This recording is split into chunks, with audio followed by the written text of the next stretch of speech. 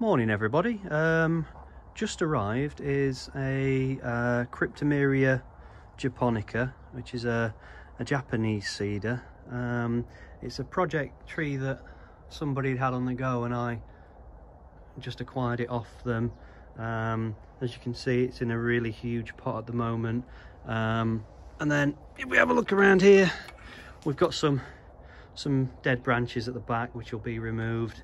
I think the main thing really is to change that pot, wire these branches, and then just look after it for a while and see how it regrows and recovers, because it is a little bit dilapidated, to be fair. So we'll do that and we'll see what happens. First job's going to be getting it out of that pot, seeing what the roots are like, and from there we can have a look at picking a more suitable pot for it. So what we found is a very composty soil mix, that's one thing to say, with an awful lot of quite long straggly roots, which we're gonna remove. Probably take away a good proportion of the compost. We won't completely bare root it or anything like that on this occasion, but just have a bit of a clean back and a chop back and get it into, as I say, a better, more free draining soil mix, which should help with root development, and I hope it will increase the vigour of the tree. One of the interesting things about project material and part train stuff and stuff from garden centres, I suppose, is that there's going to be hopefully some large surface roots hidden just underneath that soil on the top. So I'm just wondering what we've actually got going on, particularly with garden centre stuff. They tend to fairly deep plant stuff, so they'll take the existing plant in a pot and they'll submerge that within deeper soil inside a larger pot. So the really nice sort of nebari roots that you'd see on the trees, that's actually quite well hidden usually. So by just removing the top inch or two of soil, you can actually see what surface roots you're going to end up with. So we'll do that now. So what we're finding is quite a shallow root system. Tip it up, Ash, so people can see. Flip it back around. Okay, so we've got quite a shallow root system of just a few inches. But if we have a look at just the top section here, bring this forward for us, Ash.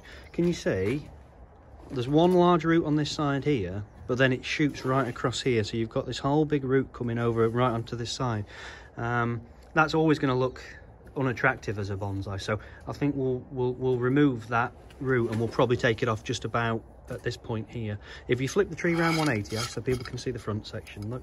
So then we look at this side here, and it's rather disappointingly there's no major sort of large nebari roots here. But luckily what we do have is we've got 1, 2, 3, maybe 4, 5, 6 small fine roots here, and hopefully in time they'll develop into a more mature nebari. So initially we've not got anything that's sort of mind-blowing, you could say, but we have got a little bit of scope for optimism. It would have been entirely possible, for example, there were just no roots there, nothing at all, it just went straight down into the soil, or everything went onto this root here, in which case it will be worse and more disappointing probably.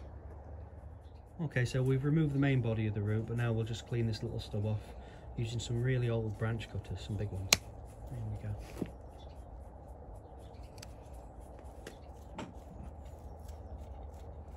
Want it further back? Yeah, go for it.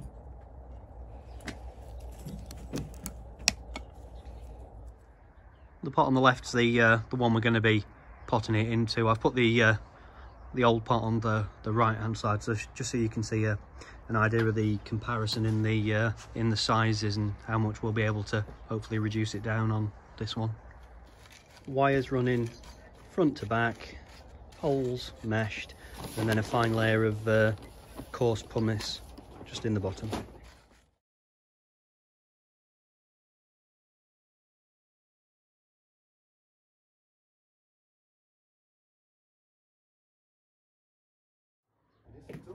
Okay, that's all repotted, so we'll give it a clean up and then we'll do some wiring.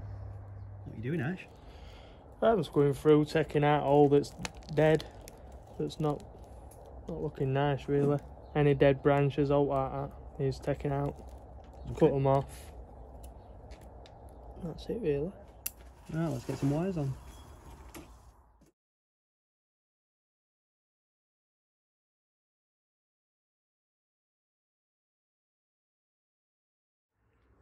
So the branch on the left was flexible enough to be able to wire easily, you know, without using great big heavy wire. But the branch on the right, it did take a bit of bending. So what we've done is we've run a wire underneath the pot and all the way around just to make a loop around the actual pot, and then we've tied that nice and snug at the back. Secondary to that, then we've took the existing wire that's running along the branch, and then we've made a tension wire that runs down there, round that wire, and then back up onto this side over there. I hope you can see that.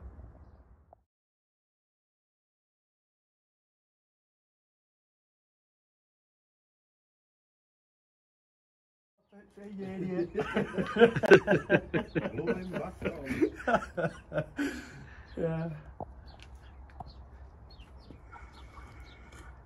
You've just devalued the tree by 400 quid. Just giving some thoughts to removing that little pom section at the top. You were scared to cut. That's where we'd be with the top section cut off, which I think is probably better. I think we probably will do that.